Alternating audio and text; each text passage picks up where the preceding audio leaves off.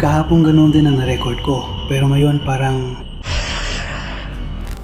Isang night shift security guard ang nagtatrabaho sa mall sa Mexico. Ayon sa kanya, ilang araw na siyang nakakarinig ng mga kakaibang ingay sa bahagi ng kusina, lalo na tuwing madaling araw kapag talagang walang tao sa lugar. Noong gabi niyon, 3:00, muli niyang narinig ang tunog at pinuntahan ito habang naka-on ang kamera niya. Grabe, pare, ang tindi talaga.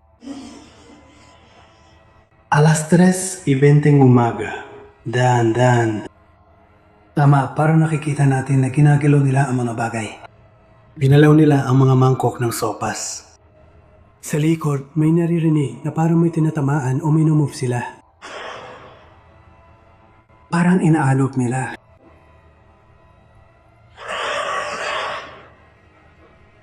Pare, ang tigas-tigas dito. Kahapon na record ko la to, pero ngayon...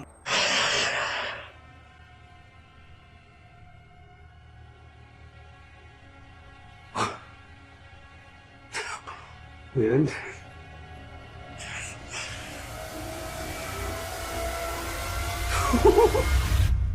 Tahimik ang paligid hanggang sa biglang gumalaw mag-isa ang ilang upuan. Napako ang gwardiya, ngunit makalipas ang ilang segundo, may mas kakaibang nangyari. Isang shopping cart na malapit biglang gumalaw kahit walang humawak. Tumakbo palabas ang lalaki, tinawagan ng amo at nagbitiw. Sinabing hindi na ligtas magtrabaho ron. Si Zoe Bruna at pamilya niya ay nakatira sa Bukirin, kung saan karaniwan na ang kakaibang mga pangyayari tulad ng hindi maipaliwanag na pagkamatay ng mga hayop. Dahil sa mga ibong bumabangga sa bahay at kakaibang pangyayari, naniwala ang pamilya na hindi lang minumulto ang lugar, kundi isinumpa rin ito. Isang hapon, mag-isang nakababatang kapatid ni Zoe nang makarinig siya ng malalakas na ingay sa kulungan ng baboy. Lumapit siyang nangiinig dala ang kamera. Madilim ang lahat at nang akala mo'y wala namang naroon.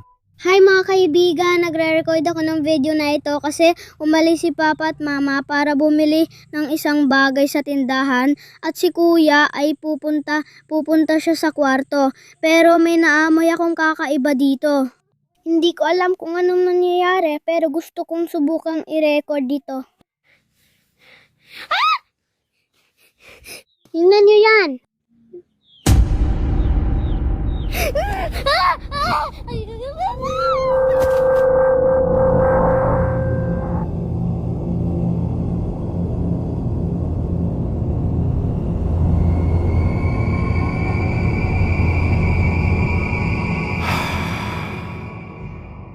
May sumilip mula sa likod ng haliging kahoy, isang muka, isang figura na nakatago sa dilim. Nagpanik ang bata at di nagtagal, tumigil ang pamilya sa pagpupost tungkol sa Bukirin. Ano sa palagay mo talaga ang nakita niya nung gabing yon?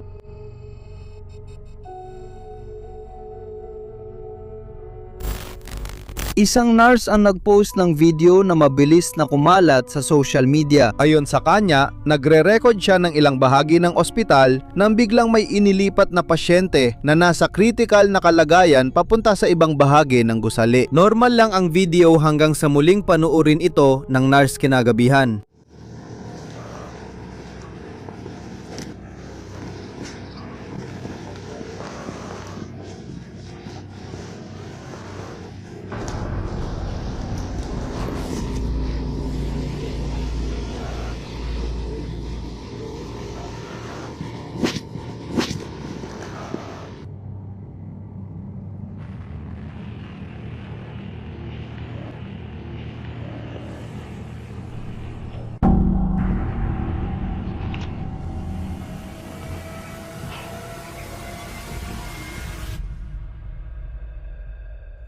Sa dulo ng pasilyo, may lumitaw na madilim at bahagyang aninaw na figura na gumagalaw.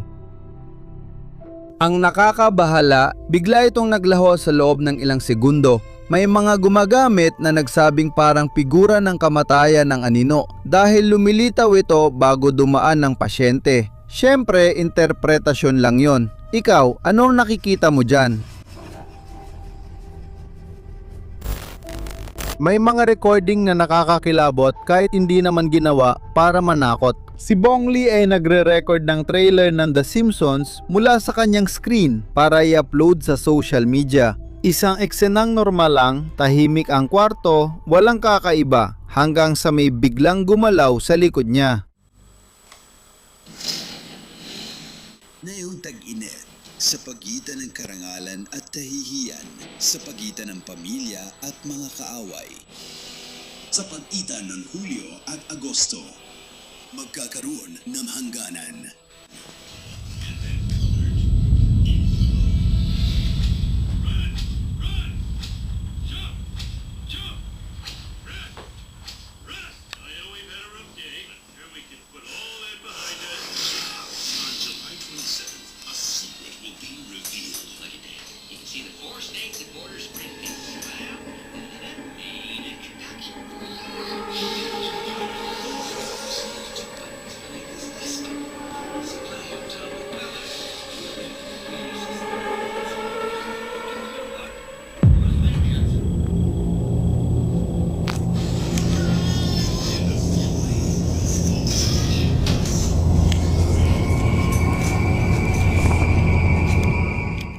Sa umpisa ay banayad, pero kalaunan hindi na mabaliwala. May mga bagay na gumagalaw mag-isa habang inaalam ng binata ang nangyayari. Sandaling natigilan siya na parang di matanggap ang nakita, saka tumakbo palayo. Ngunit marami ang napansin sa isang nakakakilabot na detalye. May Ouija board sa isang sulok na ginamit niya noong nakaraang araw. Nagkataon lang ba ito? Gawa-gawa? O may hindi dapat binuksan?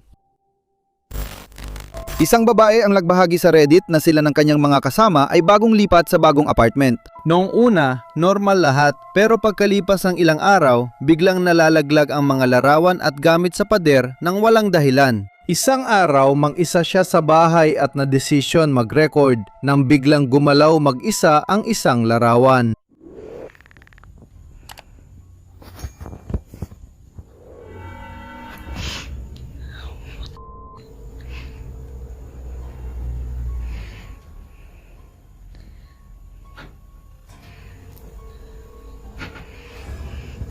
Ano ba to?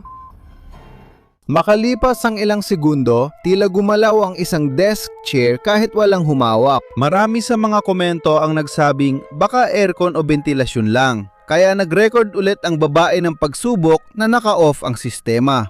Sinusubukan namin ang ventilasyon. Meron tayong halos 1 minuto bago dapat umandar ang heater. Tingnan natin kung may mangyayari at gagalaw ang frame ng larawan.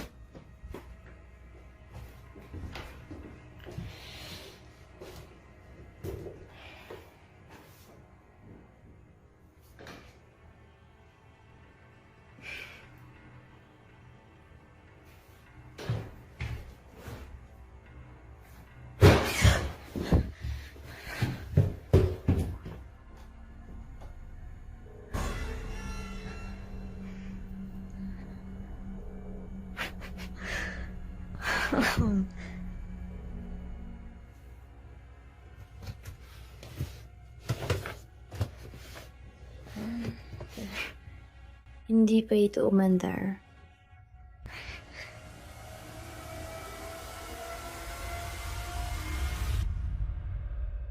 Habang naghihintay siya, may malakas na kumatok at may ingay sa apartment. Saka makikitang nalaglag na ang larawan. Naganap ang kaso sa isang bahay na pang-camping na inuupahan tuwing weekend. Ang problema, may ilang bisitang umalis ng mas maaga sa inaasahan. Ang iba, hindi man lang tumagal ng unang gabi. May narinig daw silang ingay, nakakaramdam ng presensya at kakaibang sitwasyon kaya mas gusto nilang umalis kahit mawalan ng pera kaysa magpalipas ng gabi doon.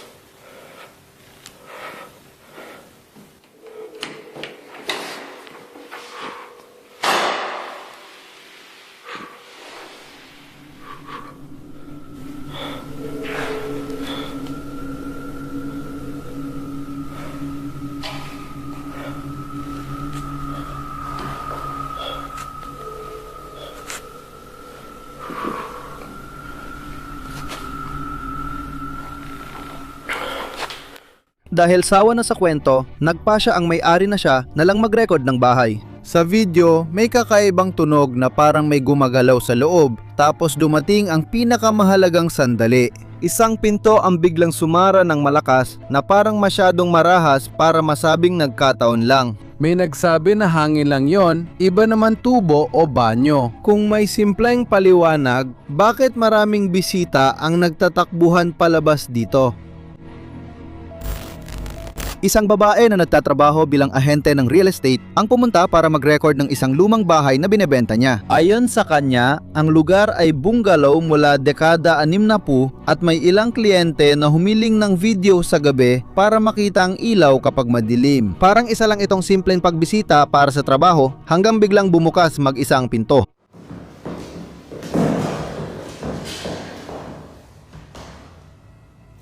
Naku, alas 10 na ng gabi. Napuno ang araw ko ng mga pagbisita sa magandang vintage na bahay na ito na itinayo noong 1962.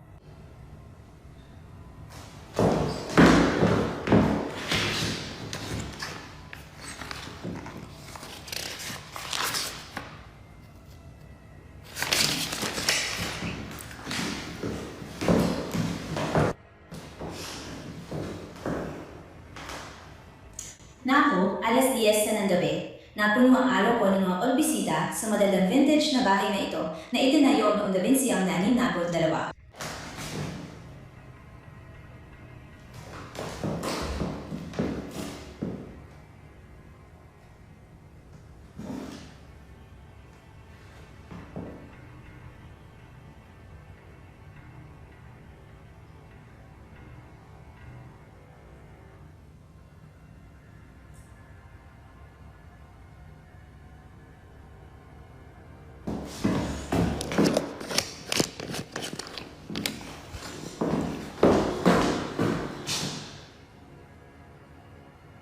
Sige, tuloy mo ulit.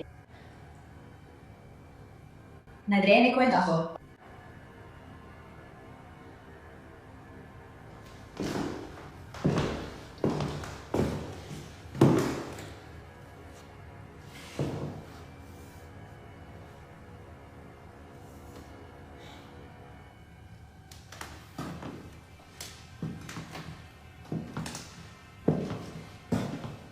Buksan mo ang pinto ito.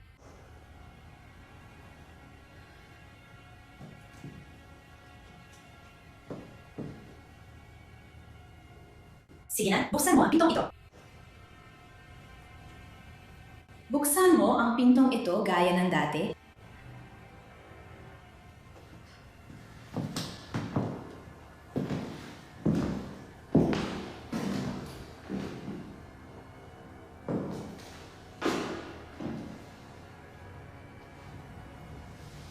Sige na, dalawin mo ang isang baso o kahit ano dyan.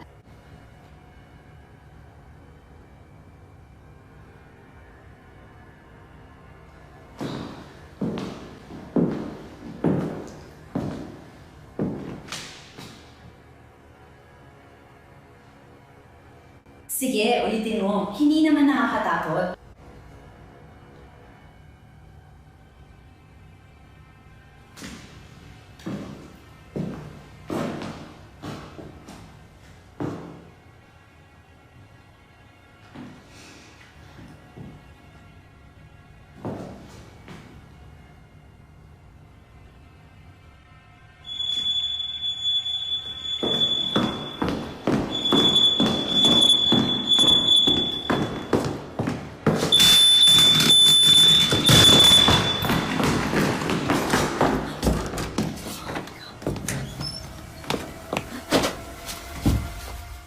Sinusubukan ng babae na hamunin kung ano man ang nandyan, pero biglang tumunog ang fire alarm. Nang lumapit siya, biglang lumipad papunta sa kanyang aparato. Pero bago yon, may mas kakaibang detalye pa.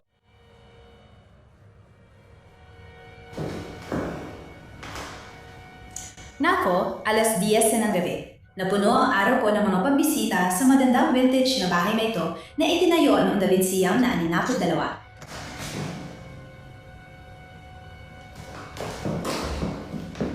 Parang dumilim ang muka sa isang larawan saglit.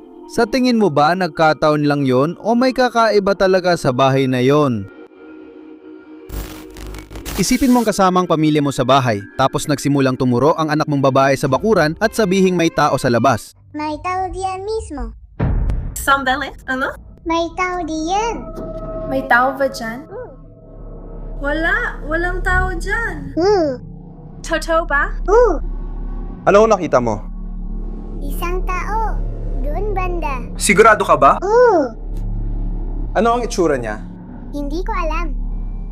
Sa una, maiisip mo na baka guni-guni lang niya yon, refleksyon o baka anino lang. Pero kapag lumabas ka para tingnan, malalaman mong tata. Uy, Kyle, halika. Tara na! Bilis, kunin mo na lang. Hindi ko alam, Rick, pero kunin mo para sigurado. Dapat malayo na tayo sa bintana ngayon. Dapat nating tingnan kung ano ang nangyayari. Sinisigurado ko lang na walang tao sa labas. Ayokong matakot, pero okay pa lang ba? Hindi. Nandun lang siya. Paumanin po, Gino! Anong gusto mo? Hindi ka dapat nandito. Kung di ka umalis, tatawag kami ng pulis. Kita ka sa kamera.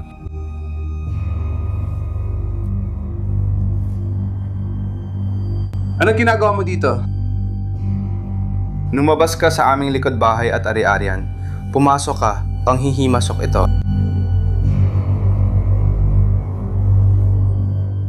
Gabi noon nang may nakahud na figura, nakakaibang naglakad sa hardin. Sinigawan siya ng ama, pinapaalis at sinusubukang takutin. Pero hindi man lang siya sinagot ng anino, ni hindi man lang nag-react. Hindi siya tumakbo, hindi nagsalita, basta patuloy lang siyang gumagalaw na parang wala siyang balak umalis at ang pinakamasama ay nang hindi na siya nasa likod bahay kundi tumayo na siya sa harap ng bahay. Baka gusto nilang umakyat, mahal. Mas ligtas siguro. Oh, umakyat ka na. Hailey, sumama na kayo ni Brenda sa taas. Ayos ba? Umakyat na tayo. Ang weird nito. Sabihin mo lang kung kailangan mo ng kahit ano. Ayos? Banggitin mo lang ang pangalan ko, babe. Okay?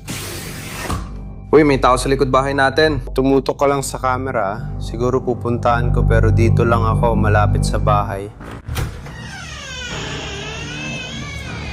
Hello?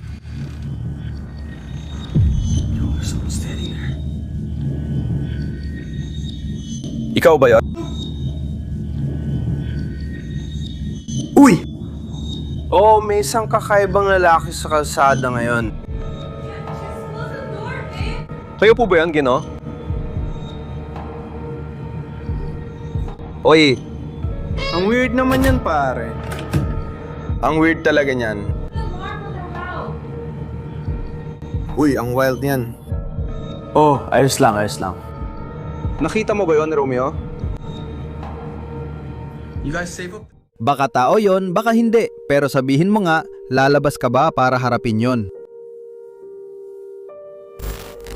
Ang video na ito ay inilatala noong 2019 ng isang babae na naghahanda papasok sa trabaho. Ayon sa kanya, napansin niya nung umagang iyon na ang aso niyang si Bailey ay kumikilos ng kakaiba, nakatitig lang sa isang upuan na parang may nakaupo doon. Okay, so... Bailey, halika rito.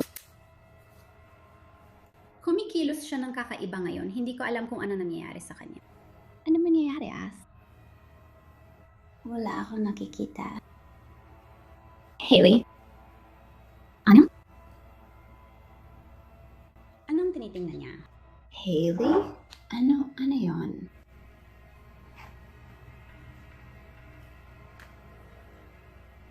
Narinig mo ba yon?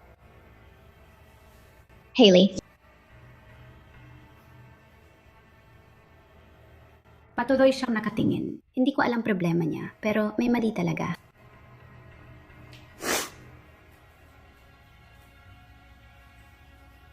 Diyos ko, ano yung ingay na yon?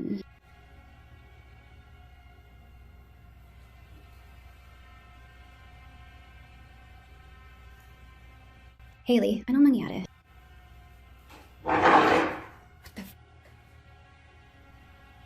Diyos ko, gumalaw ba talaga yung upuan na yon?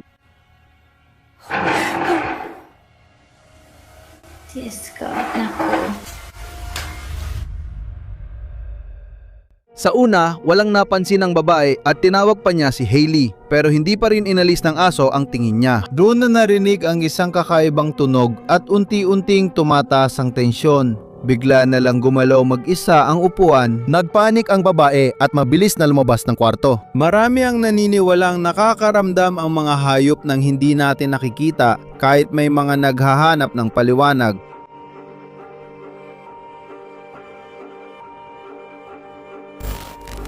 Noong Marso 2023, nag-post ang isang lalaki ng litrato na anyay kuha niya sa loob ng sarili niyang bahay. 2 taon na siyang nakakarinig ng kakaibang ingay sa iba't ibang kwarto, pero hindi matukoy ang pinagmulan. Isang gabi, mag-isa sa sala, kumuha siya ng litrato papunta sa kusina. Nang palakihin ang larawan, may lumitaw na hindi niya pa nakita.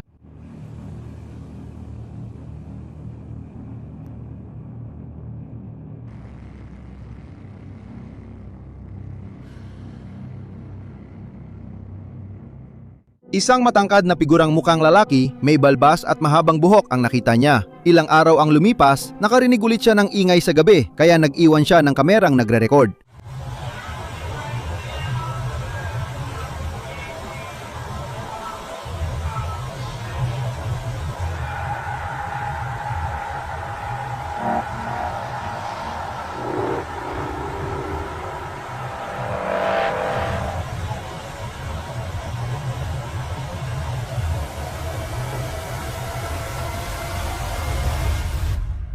Sa dilim, may tila gumagalaw. Nang linawin ang larawan, sabi ng ilan ay kamukha ito ng parehong figura sa kusina. May tao nga ba sa loob ng bahay? Ilusyon lang ba ng kamera? O yun ba ang sanhi ng mga ingay?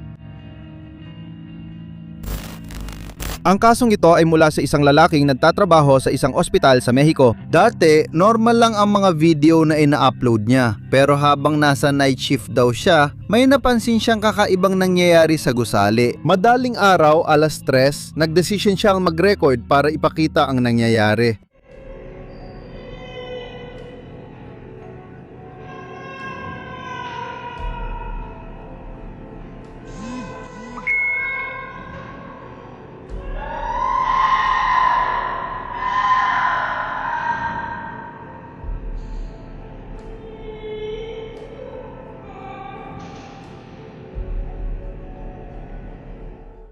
Kinagabihan, may nakuhang kakaiba ang security camera sa pasilyo.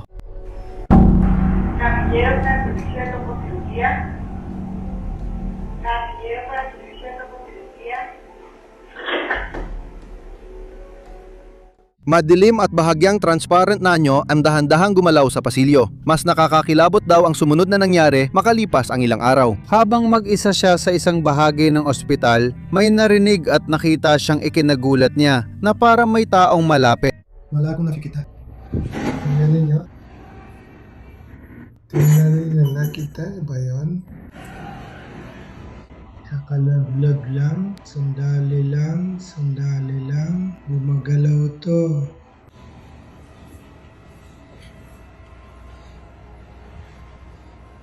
Wala akong nakikita, walang tao dito. Walang tao rito ng alauna.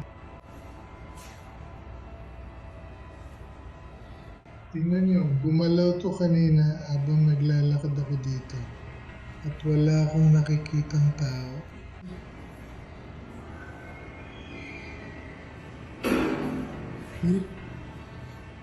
Tingnan nyo, tingnan nyo, tingnan nyo. Tingnan nyo kung paano gumagalaw to. Para makita nyo walang tao rito.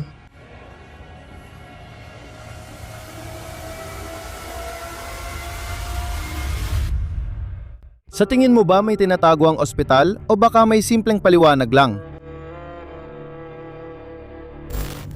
Viral ang video na ito sa social media. Hindi alam ang orihinal na pinagmulan pero sinasabing kinunan ito sa Sina mula sa itaas ng isang skyscraper. Habang nagre-record ng lungsod ng isang tao, bigla niyang napansin ang galaw sa loob ng nasunog na gusali sa tapat niya.